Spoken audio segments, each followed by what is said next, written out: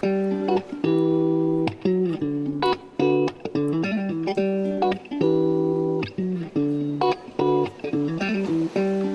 back. This is the Minitown Bicycle Series video number 7. In the last video, we set up the low-cost jig for the Minitown bike's geometry. We mitered the tubes and got them all set up and fixtured on the jig. In this video, we're tack welding the main triangle and then we will weld the main triangle. Let's get started.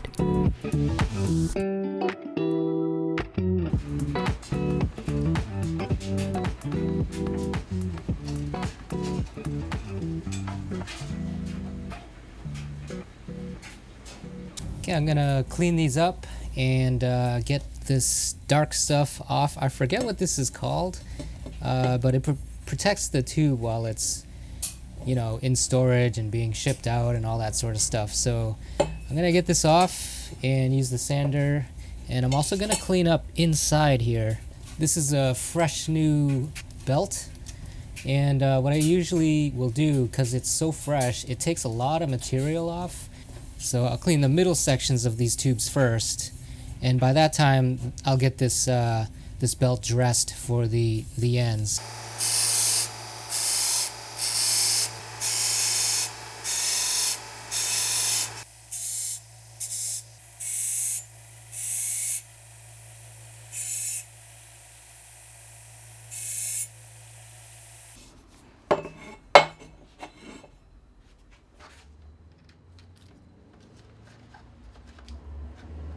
You may have seen me use this before. I'm going to use this Dremel to clean inside the tube.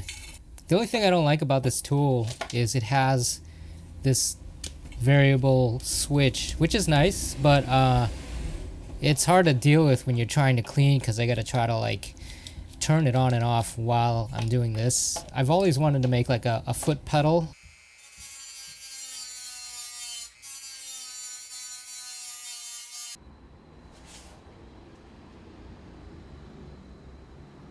I thought it might be useful to you guys if I explained a bit about how I tack. I've been welding roughly 2 years, but I have way less hours of welding than most people. But I will kind of go over the technique I use because I found this to be the hardest thing to learn when I was first starting out. So the first thing you're taught is to get the tungsten as close as possible without touching, and then you hit the pedal and you tack. So whenever I tried to do this, I'd get my tungsten in position and then I would get my hood down, and then by the time I did all that, usually my tungsten would be like over here, or it would not be in the position I wanted, and then I would hit the pedal and burn a hole somewhere or put the tack somewhere where I didn't want it to be. So the way I learned to get the tack in the correct place is I would get it in the correct place. I'd then put my hood down. Then it would start pressing the pedal very lightly. And what that would do is it would spark up an arc, but nothing strong enough to melt anything. Now, just about any arc on a bicycle tube will start to melt the edge because it's so thin. So one of the things I will do is I will take I will intentionally put my tungsten over to the edge and not right on where the joint is, because I don't want to burn the edge right away. And so I'll stick it over to the side, and I will then light my arc, and it'll be very light. I'll just very lightly get the pedal pressed down to get an arc going. And that is usually enough light. It'll generate enough light so that I can then move my tungsten into position, and then I will slam down the pedal and give it its full amperage. And I usually give it about 80 amps. For most bicycle tubes, I think 80 amps is a good place to be. And when you are ready to light up your tack, you're going to want to give it your full 80 amps, a burst of 80 amps. And the reason you don't want to go lightly or slowly ramp up your speed is what that'll do is it'll end up catching onto the edge and it'll start melting it back. And the point of the 80 amps is you're focusing all your heat right into that one place, and you're slamming down the pedal, and what that does is it melts the metal fast enough where it wicks right into that spot you're trying to make the tack. So the worst thing you can do is go slowly into your tack and slowly heat it up, because all that'll do is it'll warm up the metal, it'll melt it, and then it'll just roll it back into itself. I've already actually recorded video of how I did these tacks.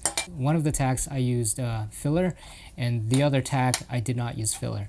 So the thing about not using filler is the only way you're gonna get a tack is if you got a really good fit up.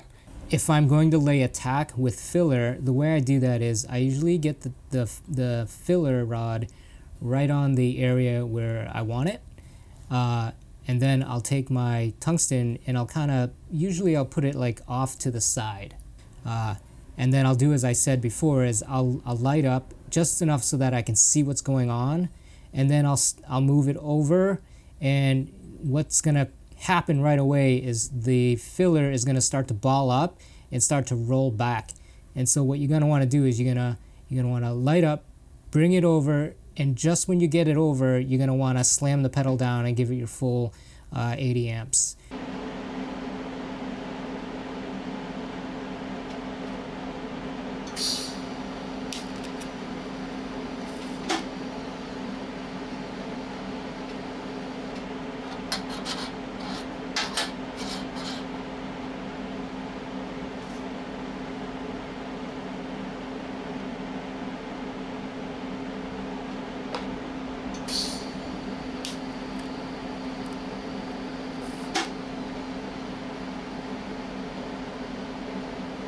Here is that first tack with no filler. And here's the second tack with filler.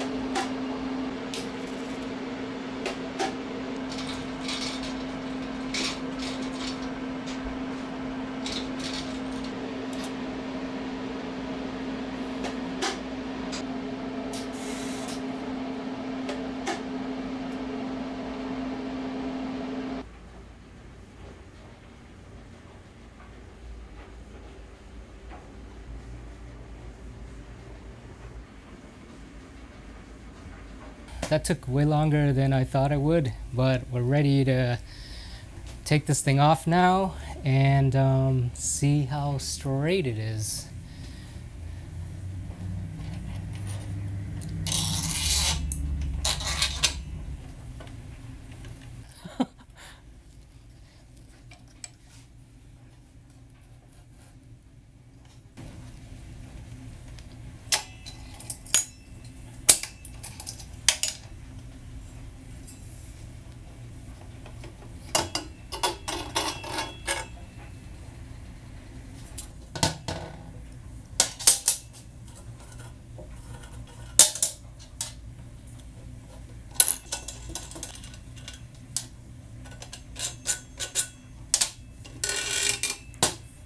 Okay, so I took this off the jig and I was examining the tacks, and I realized that I made a really stupid mistake.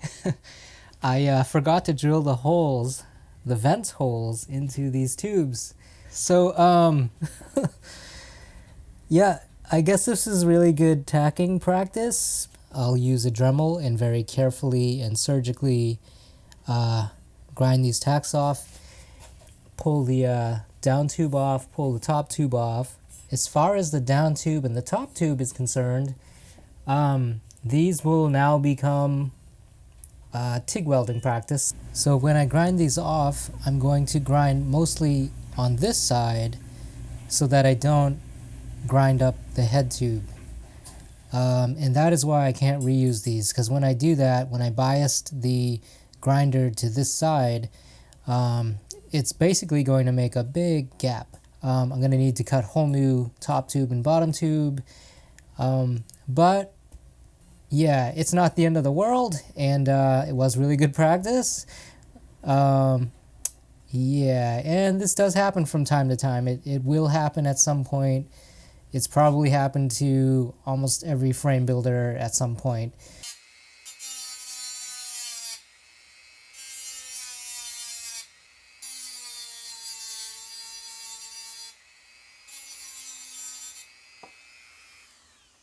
I got the tubes off and I cleaned it up, and it didn't take as long as I was expecting.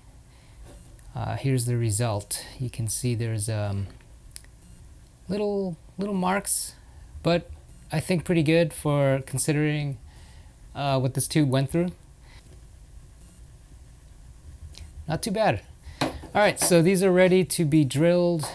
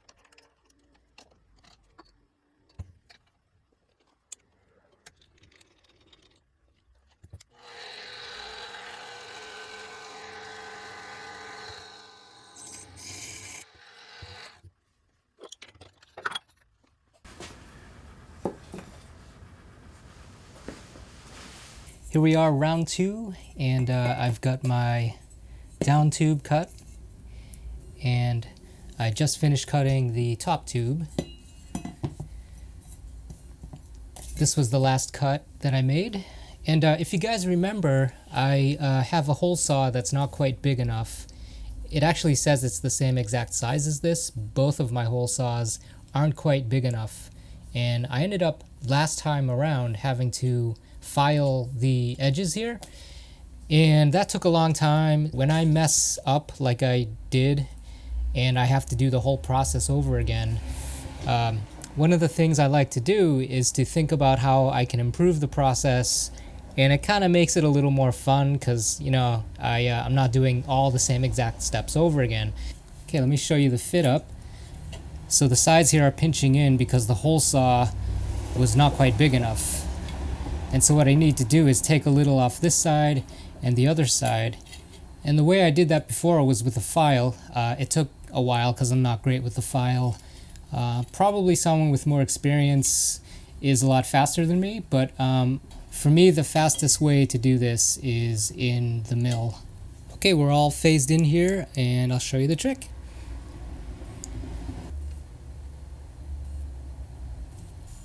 So right now this is all set up just like it was before, exactly when I made this cut.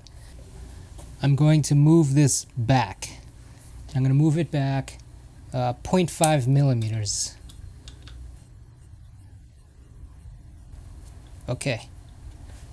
So I don't know if you could see that, but I just moved it back 0.5 millimeters.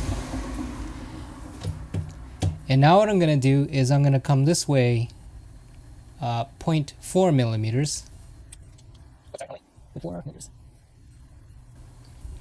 Alright, so I just moved it this toward me 0.4 millimeters, and now I'm going to make a cut.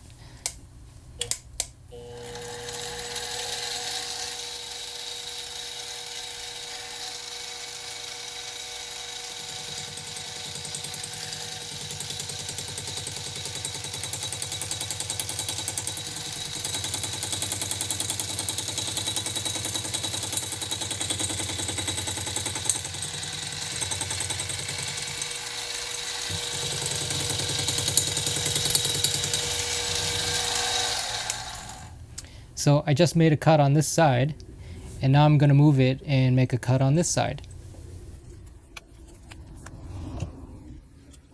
So that means sending it back 0.4 millimeters. And there we go.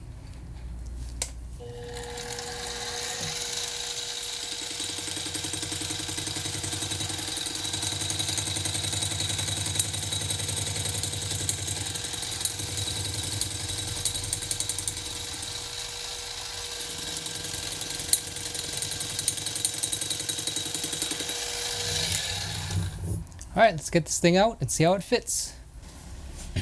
Okay.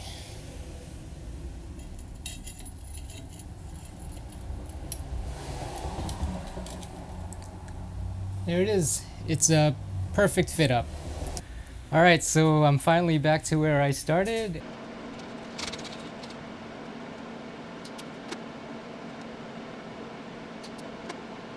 This is my little tacking workstation. So I have my ground up here. I have to take the ground on and off the jig to move the jig around.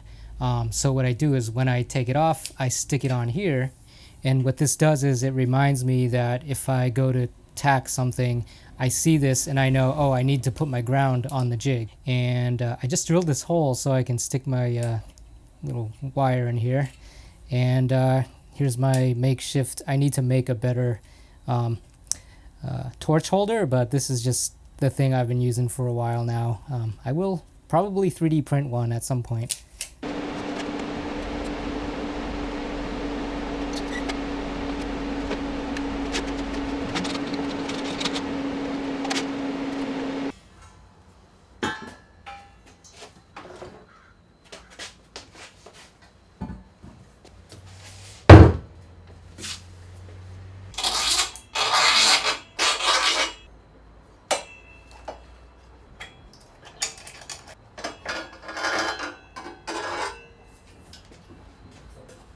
All right, let's see how we did. I have the seat tube clamped to this flat surface. And then on this side, not that I need it, I have a parallel right here, just to kind of hold it in the center. Really, probably not necessary. So the point of this setup is I'm going to check to see if there's any twist. So I've got the needle set up at around 0 at the highest point, right here. I'm gonna slide it down here.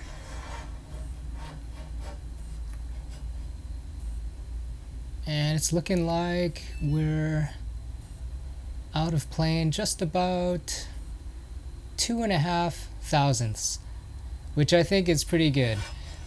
Considering this was tacked on a wooden jig and a $300 wooden jig, and with basic cheapo parts. So I'm pretty happy with that. By the time I start welding this, it's gonna easily change.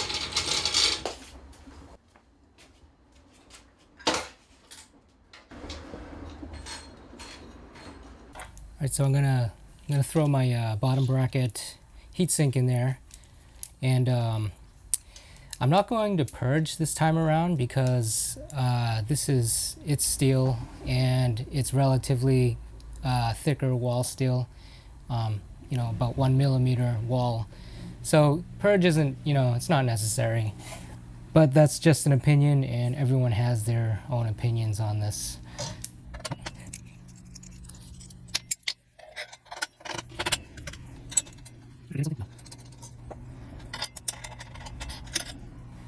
I'm just gonna hand tighten this. I'm not purging, so it doesn't need to be airtight. All right, so for the C-tube, I've got my C-tube. This is a purging heat sink, but I'm just using it as a heat sink, so I don't have the cover on, and that's not necessary. And then for the head tube, I've got a little problem. This is not the size I usually weld, so I have the wrong size head tube heatsink. But what I do have is this thing. This was just a little heatsink that I quickly made. I turned this for just for practice tubes, and it almost fits in here. It's really tight. So what I think I'm gonna do is I've got these little Let me zoom in a little. So this heatsink has these little slits cut into it, and I just use the bandsaw for that. And then there's one on the other side going the other direction. So what I think I'm going to do is add 2 more cuts going opposite directions, and then that'll give me enough space so it can scrunch up and fit inside the head tube. That's the theory anyway.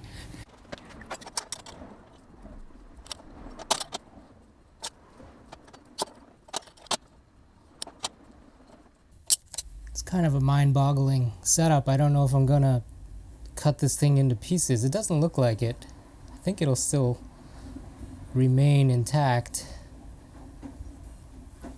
I think. We'll find out, I guess.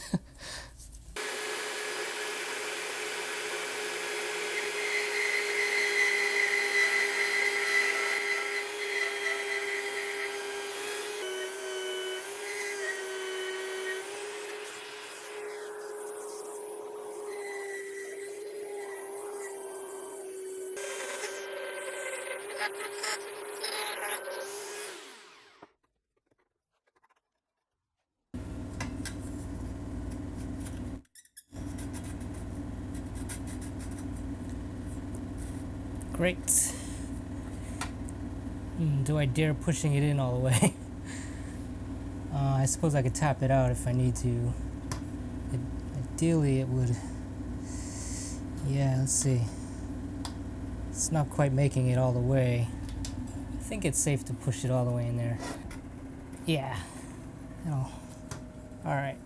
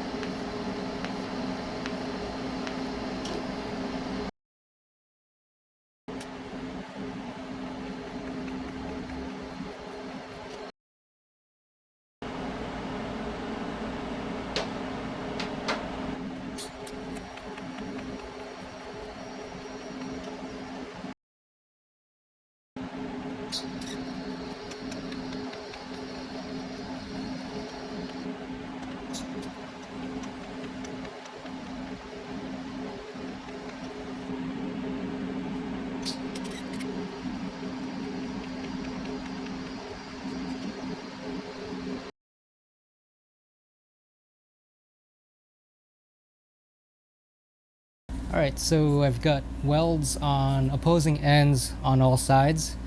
So I'm going to throw this on the table and see how we did. I probably should have thrown it on a lot sooner, but you know, you just get going. And okay, so I'm set up with 0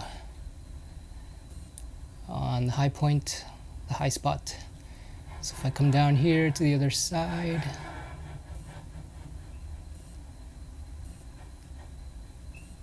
it's looking like I'm just about 3/1000ths. I've got about 3/1000ths twist on the head tube. That's not bad at all, and it was actually more just a few minutes ago. But the frame is cooling, so it's kind of falling back into its normal position.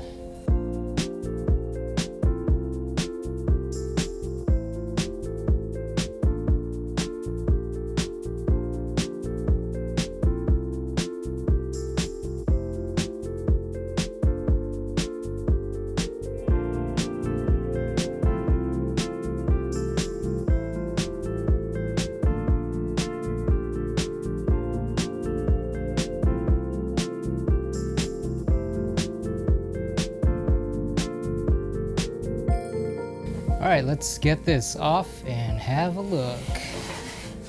I think it's still hot.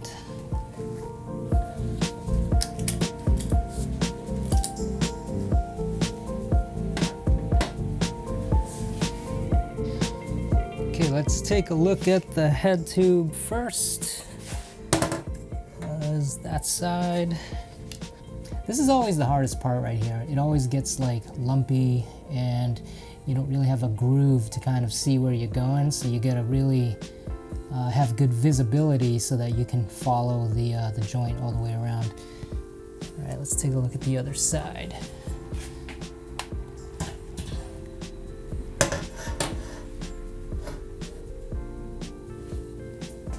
All right, here's the other side, and a lot of starts and stops here. I mean, not too bad all around. This is always the hardest part. This is like the most, if you are looking at welds on a bike, this is like the most visible place to see them. On the top ends, I don't know if you can see that in here. Let's see here. On the top ends around here, I thought it came out pretty good. So hard to see. Yeah, not the prettiest welds, but they'll get the job done. All right, let's take a look at the C2 weld.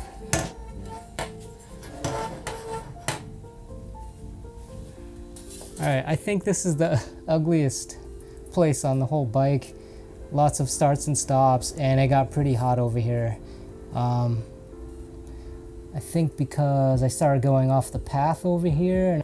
And here's the other side. Yeah, for some reason right here. Oh, this is where I started, right here. And that came out really nice. And then I started up again right here and came around, and you can see I didn't let it get hot enough. So the weld is not as wide right here as it is right here. So it's kind of thin here. There's the inside. The inside on the other side.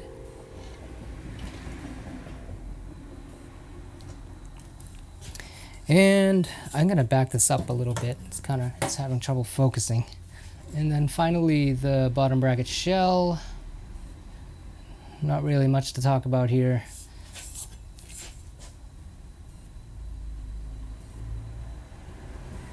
So something I did differently this time around is I usually don't stop here, like come around and then stop right in this little, I don't know, this little junction.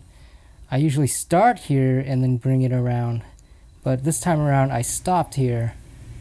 I thought I'd try that. I noticed that Chris of 44 Bikes does, I think he stops there, so I thought I'd give it a try. I kind of like it. It's hard to do though, because when you're coming around, your filler rod is kind of at an extreme angle down in there, so you gotta really, I don't know, it's tricky.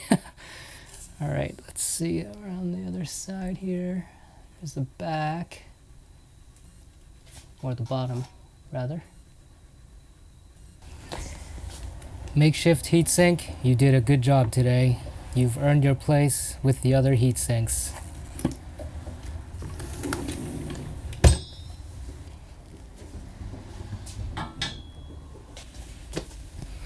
Okay, I got it zeroed out right at the top here, and I'll come down to the bottom. Whoops, come down to the bottom, and wow. Oh, looks like about 14 thousandths of a twist. I might have to wrench on this a bit. All right, so one last look at the twist before I get this on the post. I've put a block here, and you can see it's tiny, but worth giving it a shot to try and get that little bit of twist out. Once I can get it to stop doing that, I'll be happy. The other thing to keep in mind here is this may have scrunched up on one side or the other, although I don't think it has, because that's a pretty big amount. So, but just something to keep in mind, that sometimes you won't get an accurate reading just reading off the top of the tube here, because one end can be squished and the other might not be, you know.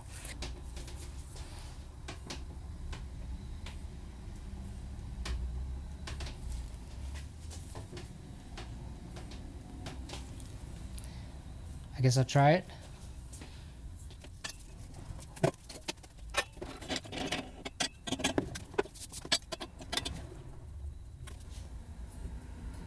Oh, that did it. Let me try the other side, just to make sure.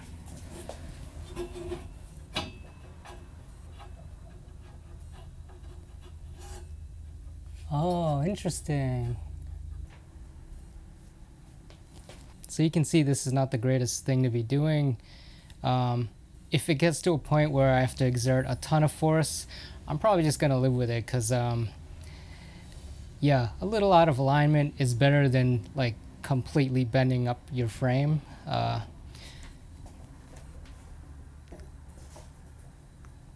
You get an idea how strong these frames are though. My whole weight is on here. All right, let's see if that did it. I'm not a heavy person though. I'm probably about 130 pounds.